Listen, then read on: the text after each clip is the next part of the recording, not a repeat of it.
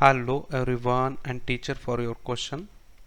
The question say that the rate of reaction increases by 2.3 times. Reaction का rate increase हुआ है 2.3 times when temperature is rise from 300 Kelvin to 310 Kelvin. मतलब temperature increase करने से rate increase हुआ है. तो 300 केल्विन पे जो रेट कांस्टेंट था वो था के. तो रेट कांस्टेंट जो है हमें पूछा है 310 केल्विन पे कितना रहेगा. तो या तो एक बात पक्का है कि जो टेम्परेचर इंक्रीज करने से रेट इंक्रीज हो रहा है मतलब एक एंडोथर्मिक रिएक्शन रहेगी. तो सबसे पहले हमें यह समझना है कि इफ टेम्परेचर इंक्रीजेस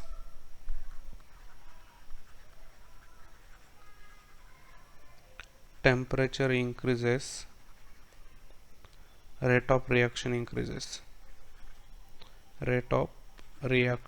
increases.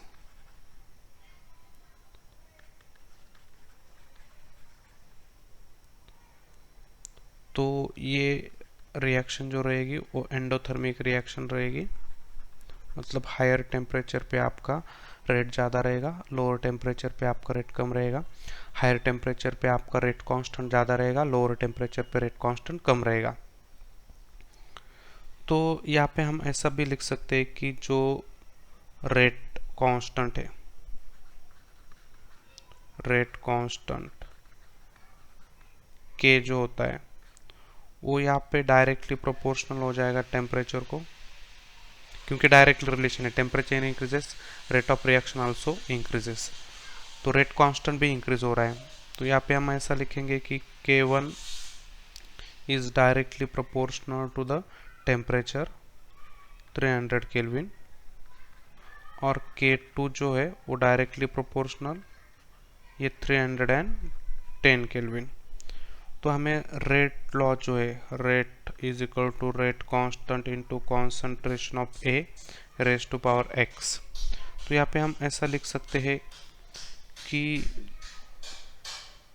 जो रेट है वो हमें पहले केस में R1 मिला था.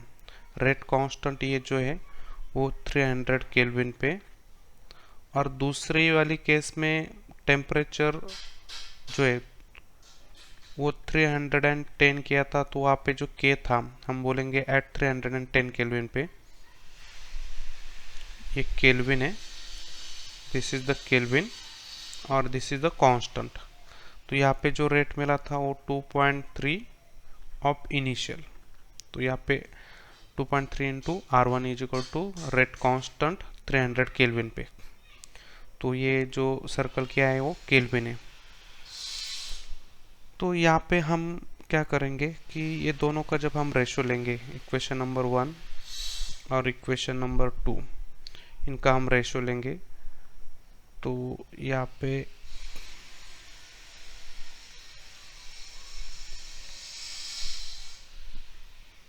तो ये R1 कैंसिल हो जाएगा.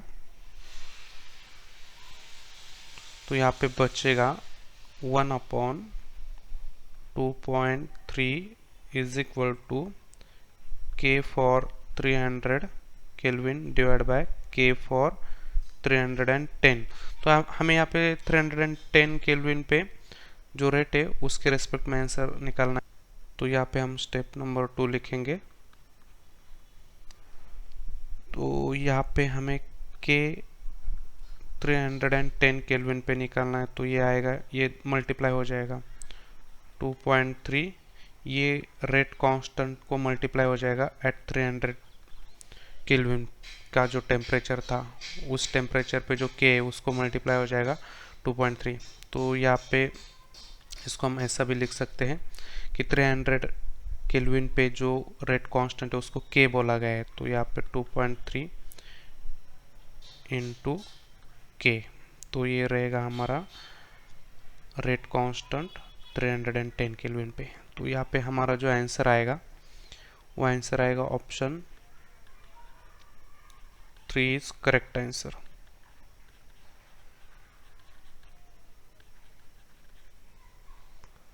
तो हमारा आंसर आएगा option number 3. I hope I understand the explanation. Thank you.